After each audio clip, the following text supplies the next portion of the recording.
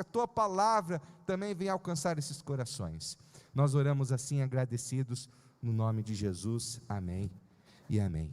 Bem, queridos, para mim é muito significativo poder estar trazendo a mensagem nessa noite, porque depois da minha internação no Covid, é a primeira vez que eu estou pregando, então para mim está sendo assim um retorno muito especial. Eu não vou chorar porque já chorei muito essa semana, tá bom? Então já foi tudo que tinha que sair, mas estou muito feliz de poder retornar ao ensino e à palavra do nosso Deus. Queridos, nós estamos nesse mês de setembro falando sobre a renovação. No mês de setembro, não sei se você sabe, mas os IPs já estão anunciando a chegada da primavera. E é tão significativa a chegada da primavera nesse ano de 2021, porque antes da primavera vem o inverno. O inverno é esse tempo frio, seco. Nós vivemos um inverno causado por essa pandemia, não é verdade? Um inverno que tornou o nosso dia a dia, tornou a nossa vida um lugar muitas vezes seco, frio, porque nós enfrentamos muitas lutas, e alguns ainda estão enfrentando essas lutas, mas graças a Deus que é chegada a primavera, graças a Deus estamos não no encerramento da pandemia, porque ela não acabou, mas já estamos vivendo um tempo de esperança, estamos vendo boas notícias. Então sim, talvez você que está aqui conosco, você está precisando urgentemente de renovar o seu coração, de renovar a sua fé, de renovar a sua força, de renovar o seu compromisso. Talvez para você também esse inverno foi muito longo, esse inverno foi muito difícil, e talvez você, como muitos de nós, por esse inverno que nós enfrentamos de dificuldades, de lutas, sua fé tenha se esfriado. E muitos de nós, em meio a essa pandemia, em meio a essa rotina, essas crises políticas, econômicas, a nossa fé se esfriou. E muitos de nós que estão aqui, que estão nos acompanhando na sua casa, precisam, pelo poder do Espírito, renovar a chama da fé. Você pode dizer amém? Bem, queridos, hoje eu gostaria de falar com vocês sobre renovar a nossa fé. Renovar a nossa fé. Porque nós enfrentamos esse período de pandemia, e você sabe muito bem que nós perdemos muitas coisas nesse período. Alguns de nós perdeu pessoas queridas. Hoje, na escola de discípulos, eu fiz essa pergunta, a maioria falou que perdeu alguém, um parente, um colega do trabalho, né? A Bianca, me lembro, né? Perdeu professoras. Essa pandemia, de alguma maneira, tirou de nós o convívio com as pessoas que nós amávamos, e pior, tirou de nós o prazer de estar junto, porque quando nós estamos juntos, nós estamos com aquela sensação de insegurança. Será que nós poderíamos estar juntos? Será que essa união que nós estamos aqui pode causar alguma coisa? Então, por mais que muitas vezes a gente se encontre em família, ainda há aquele sentimento de insegurança, que algo pode estar acontecendo.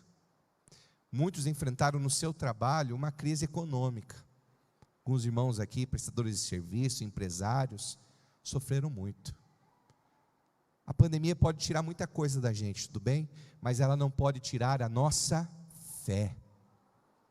A pandemia pode ter tirado pessoas preciosas, pode ter tirado de nós uma tranquilidade no aspecto financeiro, seja lá o que for, o que essa pandemia tirou de você, mas ela não pode tirar a nossa fé. Tem um pastor, teólogo, chamado Sproul, que ele diz o seguinte: a peregrinação da vida do cristão é uma jornada de fé.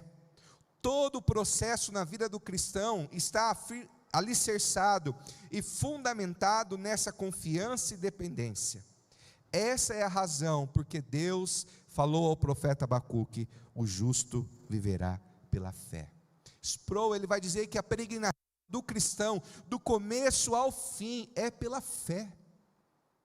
O apóstolo Paulo vai dizer que restaram apenas 3 coisas: a fé, o amor e a esperança. Por isso nós não podemos deixar que a fé venha esfriar, por isso nós não podemos deixar que a nossa fé fique congelada. nós precisamos sim, mesmo diante dessa crise, mesmo diante das dificuldades, nós precisamos do agir do Senhor, nós precisamos do Espírito Santo para renovar a chama da fé no nosso coração. E sim, meus queridos, existem dias e momentos que a nossa fé ela é testada.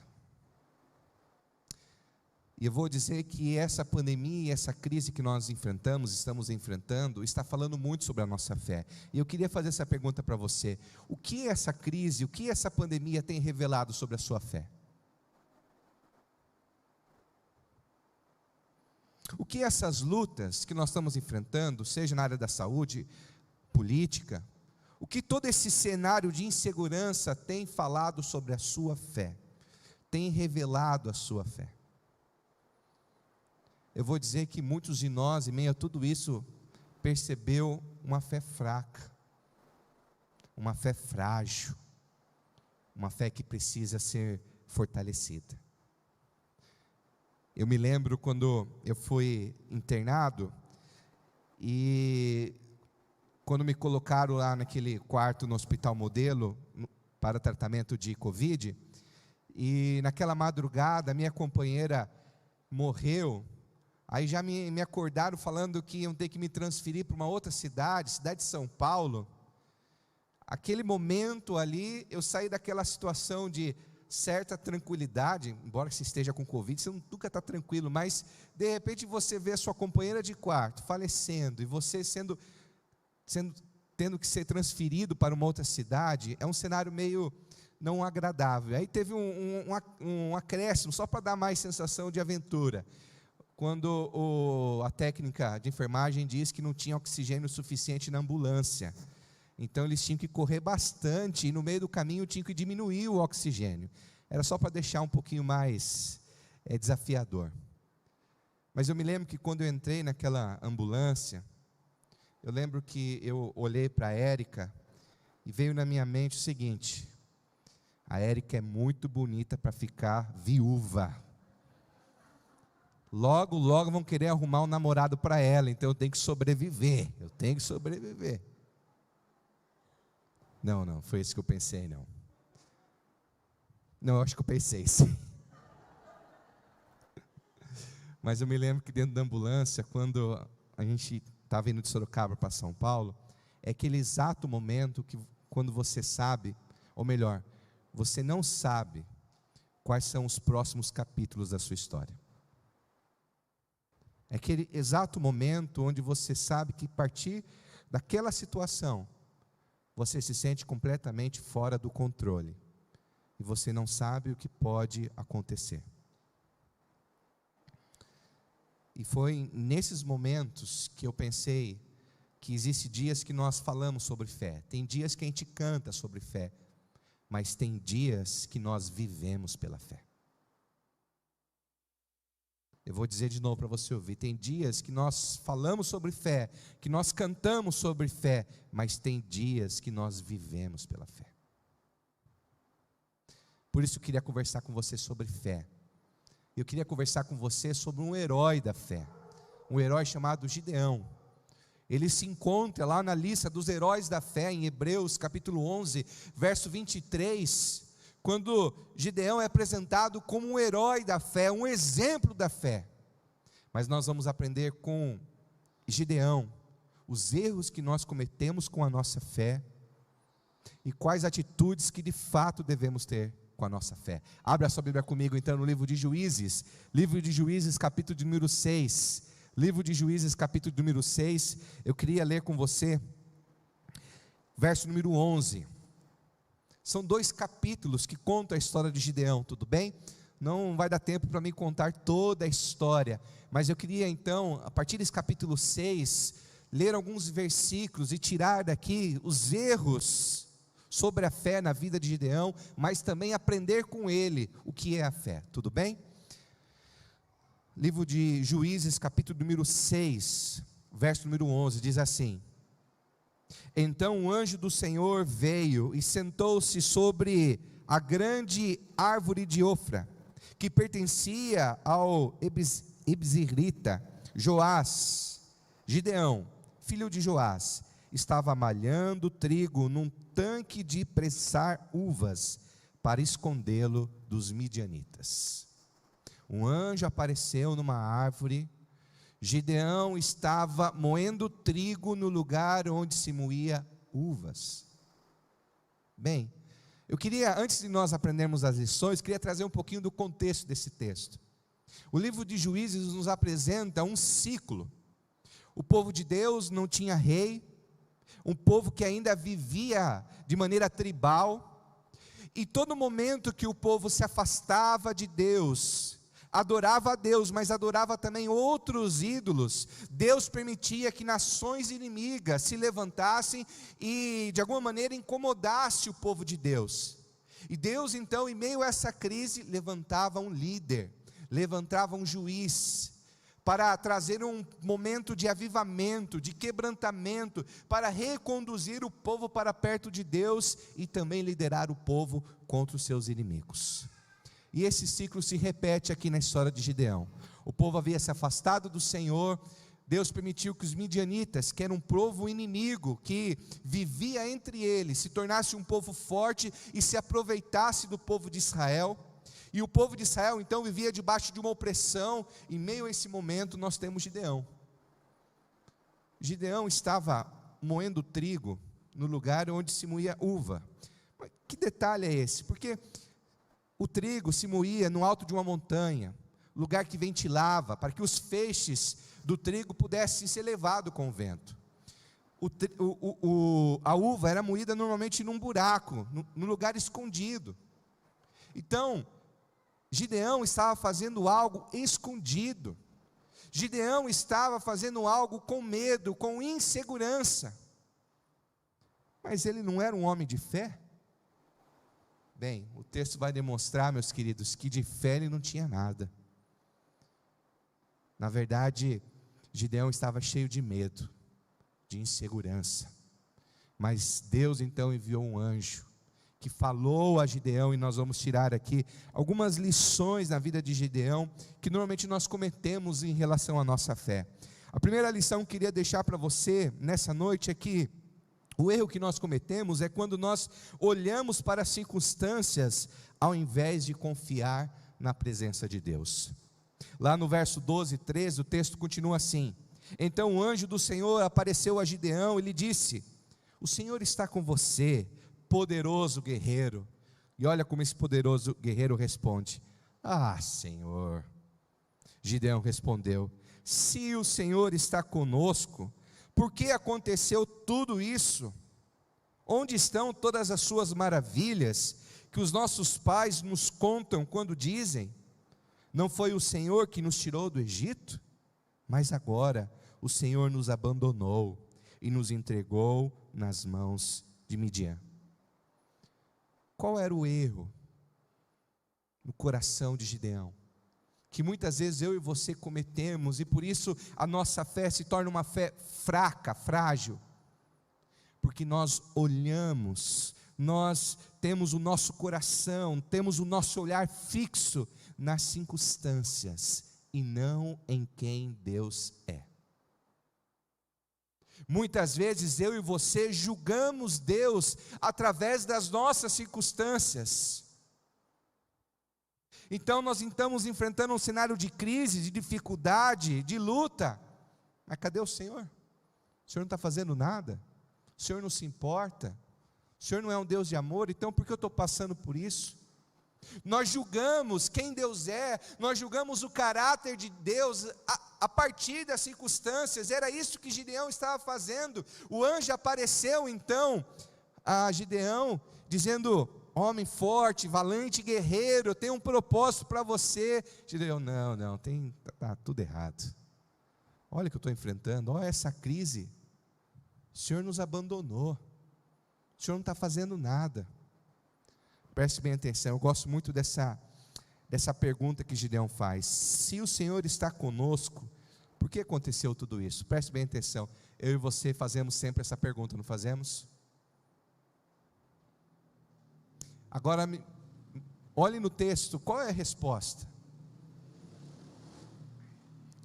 Qual é a resposta que o texto dá? Ó, pergunta: se o Senhor está conosco, por que aconteceu tudo isso? Interessante que o anjo não deu resposta nenhuma. Preste bem atenção. Muitas vezes, nos momentos de crise, nós não precisamos entender o que Deus está fazendo, nós precisamos crer em quem Deus é, e crer que Ele já está fazendo.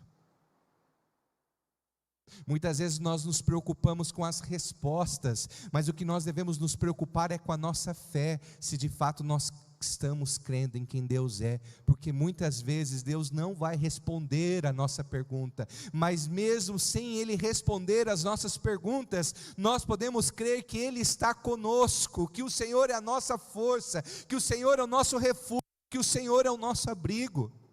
Por isso, quando nós enfrentamos lutas, nós não precisamos julgar Deus com as nossas circunstâncias, mas nós precisamos lembrar para as nossas circunstâncias quem Deus é. Eu estou passando por um momento de desemprego, mas o meu Deus é o Deus do sustento, o meu Deus é o Deus provedor. Eu estou enfrentando esse momento de enfermidade, mas o meu Deus é um Deus soberano. Eu estou enfrentando um momento de luta, de enfermidade cruel, eu sei que o meu Deus é o Deus da vida, eu sei também que o meu Deus é o Deus que garantiu em Cristo Jesus a vida eterna para mim. Quando você está numa UTI, é exatamente momentos assim. Eu me lembro que eu estava no leito, e de repente tinha uma enfermeira junto comigo, e entrou uma outra enfermeira chorando. E ela veio assim para outra enfermeira e disse assim: acabou de morrer uma criança, e eu não estou preparada para isso.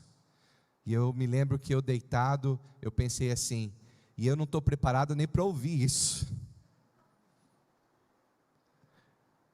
Quando nós estamos numa UTI, a Letícia sabe muito bem do que é isso, um tratamento contra o câncer.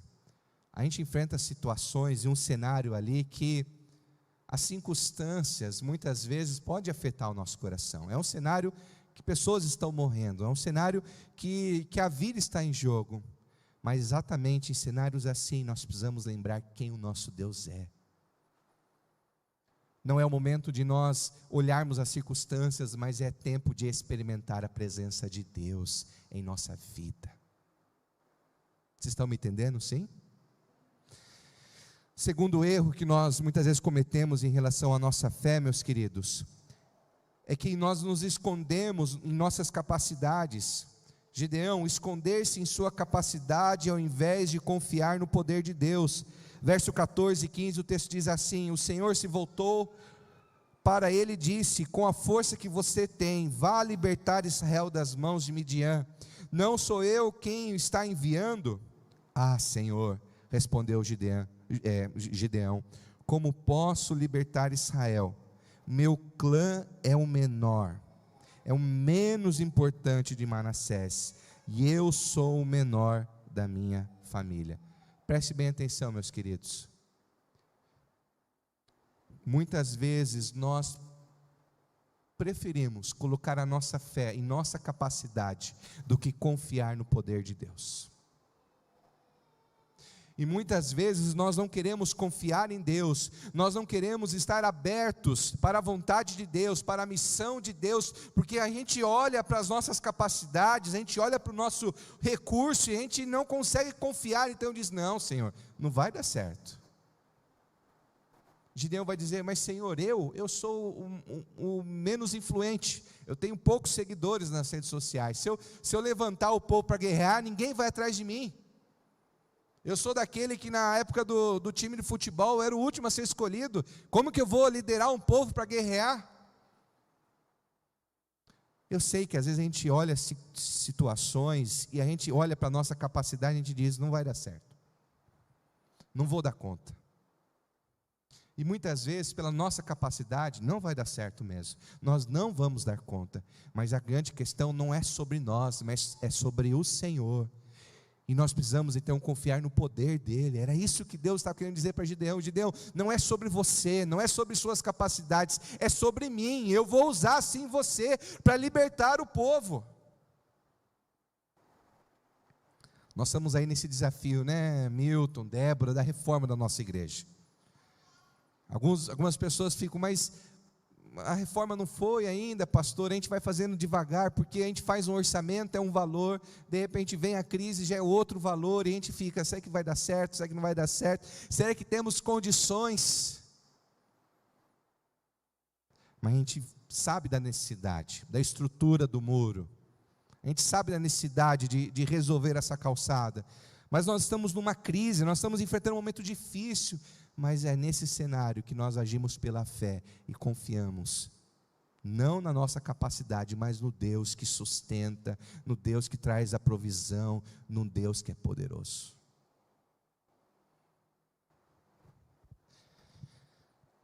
Sim, meus queridos, preste bem atenção, não foi a Ana Paula, mas sozinho o baixo.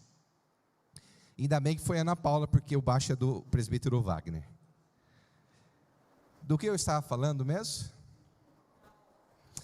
Queridos, preste bem atenção no que estou dizendo. Os irmãos que estão em casa não entenderam nada, acabou de cair um instrumento aqui, tá bom?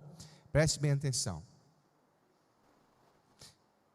Muitas vezes, na nossa fragilidade, nas nossas limitações, é exatamente o palco onde Deus manifesta o seu poder, a sua graça e a tua misericórdia. Então, quando você enfrenta um cenário de limitação, de dificuldade, mas eu não vou dar conta, talvez você nunca irá realmente dar conta, mas é exatamente nesse momento que nós lembramos que Deus usa os fracos, que Deus usa, sim, aqueles que para o mundo nada são, para que a glória não seja deles, mas seja do Senhor. É só assim eu consigo entender porque o Senhor me chamou. É só assim eu consigo entender porque Deus me colocou no ministério. Não porque eu era o jovem mais inteligente da sala, um colega meu aqui do ensino médio sabe disso. Não porque eu era o líder da sala, mas apesar de toda a minha timidez, de toda a minha vergonha, toda a minha limitação, quis o Senhor me usar, quis o Senhor me chamar. No início do meu ministério, com 21 anos, início de casamento, Deus leva eu e a Érica para a cidade de Itapetininga, pastorear uma igreja de mais de 100 anos. Não é a minha habilidade, não é sobre mim, é sobre Deus, e Deus usa as nossas vidas, apesar de quem nós somos. Com 24 anos, retornei para Sorocaba, junto com a Érica, pastorear a 8ª igreja. Eu lembro que a Lucinéia fez a pergunta e diz, mas pastor, o senhor é tão jovem para pastorear uma igreja? Eu me vejo aqui como Gideão, realmente, Senhor, sou tão jovem para estar no ministério. Não sou mais tão jovem assim, não. Mas a questão não é sobre mim, mas é sobre Ele. E no palco das minhas fragilidades, Deus manifesta o seu poder para que a glória seja dele. No palco das nossas fragilidades, Deus age, Deus manifesta para que a glória seja dele na sua vida. Bem, última lição, último erro que às vezes nós cometemos em relação à nossa fé, é que muitas vezes nós tentamos buscar sinais no lugar de confiar na palavra de Deus. Lá no verso 17 diz assim: e Gideão prosseguiu, se de fato posso contar com teu favor, dá-me um sinal de que és tu que está falando comigo. Gideão, pensa no homem teimoso, o anjo está falando, Deus está falando, não, mas não é o suficiente, eu quero que o Senhor me dê sinais, eu quero provas. Sim, meus queridos, Gideão era um homem de muitas inseguranças, e às vezes a gente quer isso, né, queridos? Não, mas se Deus mostrar um sinal para mim, aí eu vou lá e faço isso. Se Deus mostrar um sinal, aí eu perdoo aquela pessoa. Se Deus me dá um sinal, aí eu vou me aproximar daquela pessoa e compartilhar o Evangelho. Se Deus me dá um sinal, aí eu vou até aquela pessoa ajudá-la com os meus recursos. A gente espera os sinais, mas meus queridos, o maior sinal já foi revelado, que é a cruz de Cristo. O maior sinal que nós temos para a nossa vida é a palavra de Deus. Às vezes tem gente que fica perguntando, mas pastor, eu queria que Deus falasse comigo. Então pegue a Bíblia e leia em voz alta, que você vai ouvir Deus falando com você. Porque a Bíblia é a palavra de Deus, é o maior sinal, é a maior revelação. O problema não é sobre aquilo que nós não sabemos, o problema é sobre aquilo que nós sabemos e não praticamos. Vocês estão me entendendo, sim? Às vezes a gente quer sinais que Deus nos ama. Paulo em Romanos vai dizer, mas se Deus não poupou nem seu único filho, Ele há de nos dar abundantemente tudo aquilo que nós precisamos. Se o Senhor não poupou seu único filho, como oferta pelas nossas vidas, Ele há de cuidar das demais coisas. Bem, irmãos, esses são os erros que muitas vezes eu e você cometemos. Nós queremos olhar para as circunstâncias e não para a presença de Deus. Nós muitas vezes queremos nos esconder em nossa capacidade ou na falta dela, no lugar de confiar no poder de Deus. E muitas vezes nós queremos sinais, mas o maior sinal já foi demonstrado na cruz. O Senhor nos ama, o Senhor tem o melhor para nós. Cristo Jesus se entregou, derramou o sangue precioso para nos libertar do pecado, nos trazer para uma vida nova, de esperança e de paz. Não precisamos de sinais, porque a cruz é o maior sinal do Deus que nos ama. Mas então, o que é ter fé? Eu queria então concluir essa história com vocês, lá no verso agora de 25, eu vou terminar com vocês, com o verso número 25, que o texto diz assim: naquela mesma noite o Senhor lhe disse, separe segundo o novilho do rebanho de seu pai, aquele de 7 anos de idade, despedaça o altar de Baal, que pertence a seu pai, e corte o poste sagrado que está ao lado do altar. Deus chamou Gideão para liderar o povo, para libertar o povo dos midianitas, um povo inimigo. São muitos detalhes nesse texto, tem os 300 homens, tá bom? Muita coisa, mas eu queria apenas terminar com esse detalhe. Antes da vitória, antes da conquista, antes de Deus mudar a história do seu povo, Deus chamou Gideão para ter uma fé de obediência. A sua família, a casa de seu pai, adorava a Deus, mas também adorava a outros deuses. Deus iria trazer um avivamento na história daquele povo, mas tinha que começar na casa do pai dele, e ele precisava destruir aqueles falsos ídolos. Mas o texto vai deixar bem claro que existia uma situação onde, se ele destruísse aquele falso ídolo, tinha consequências. A família poderia se voltar, e se voltou contra ele. Mas mesmo assim, aquele homem medroso que foi confrontado pelo anjo, agora ele ouviu a voz de Deus, e com uma fé obediente, ele derrubou aqueles falsos ídolos, construiu um altar para o Deus verdadeiro, e liderou o povo contra os midianitas, trazendo uma grande libertação. Deus também quer trazer uma grande libertação na sua vida, mas Ele está esperando também de você essa fé obediente. Talvez você também precisa derrubar os seus falsos ídolos. Muitas vezes nós temos Deus, o Senhor, mas nós temos outros ídolos. Junto com Deus a gente idolatra os recursos, a política, o trabalho, os filhos, a família, os amigos. e nós dividimos a nossa fé única e exclusiva ao Senhor com todas essas outras áreas da nossa vida. Assim como nós servimos a Deus, às vezes nós idolatramos o trabalho, os recursos, a política, mas a nossa fé é exclusiva no Senhor. Às vezes esses falsos ídolos estão sabotando a sua fé. É tempo também de derrotar esses falsos ídolos e se voltar ao Senhor e dizer: é no Senhor que eu confio, é no Senhor que eu descanso, é na tua palavra que eu vou conduzir a minha vida. Enquanto a banda se prepara, eu queria terminar então com uma pequena ilustração.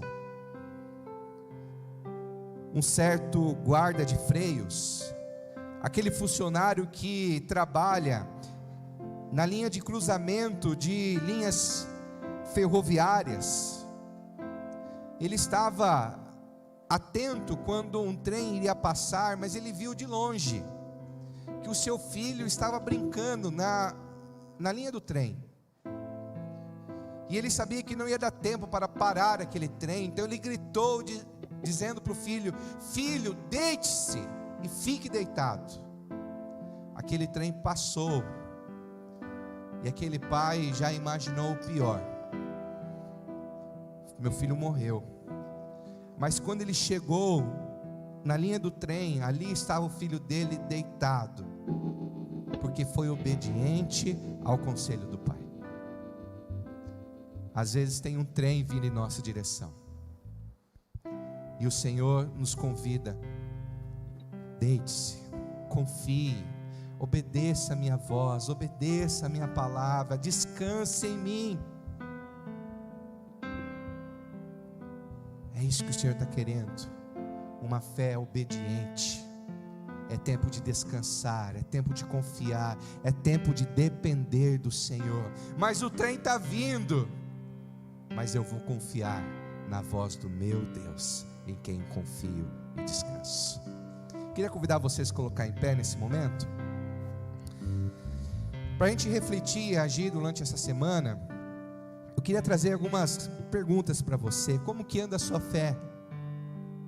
Como que anda a sua fé? Você reage às crises com confiança, com esperança?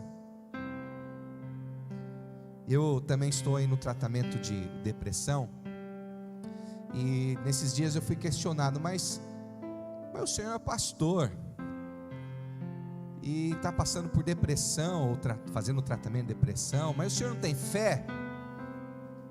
Aí eu olhei para aquela pessoa e disse: sim, e é por causa da minha fé que mesmo tendo a depressão eu não desisto, eu luto, eu sirvo ao Senhor, eu amo minha família, porque a minha fé me faz perseverar, mesmo quando dentro de mim diz o contrário. O que a sua fé fala de você? Uma fé perseverante. Quais são os ídolos do coração que estão sabotando a sua fé e a sua satisfação em Deus? Às vezes está faltando fé porque você está dividindo essa fé com muitas outras coisas. Às vezes está faltando fé em Deus porque você está dividindo essa fé com outros ídolos, como política, o trabalho, pessoas. Por isso que a sua fé é sempre fraca, porque além de confiar em Deus, você divide essa fé com outros ídolos, ídolos dessa sociedade. Coloque a sua fé no Senhor, coloque a sua dependência nele. Última pergunta: você vive de acordo com a palavra de Deus? Você está ouvindo e obedecendo o que Ele quer? Porque fé é isso. Fé é confiar, fé é obedecer. Feche seus olhos. Senhor, nós nos encontramos aqui nessa noite, reconhecendo, Pai, a fragilidade da nossa fé, reconhecendo que essa crise adoeceu, esfriou a nossa fé, mas aqui o Senhor nos trouxe na Tua presença, e aqui, Senhor Deus, nós buscamos o Senhor e clamamos: venha Santo Espírito, venha fortalecer a fé dos desanimados, Venha, Senhor Deus, fortalecer a força dos que estão sem ânimo, Senhor Deus, dos que estão cansados. Venha, Senhor Deus, trazer esperança, Senhor Deus, para os angustiados. Venha trazer o consolo para os que estão em luto, Senhor. Venha renovar o nosso coração. Venha renovar a nossa fé. Nós clamamos, buscamos o Teu agir, o Teu poder, o Teu Espírito. Derruba os nossos falsos ídolos que estão sabotando a nossa fé, que estão dividindo a nossa confiança. Nos ajuda, Senhor Deus, a vivermos uma vida consagrada ao Senhor, de dependência, de obediência, de perseverança. Nós clamamos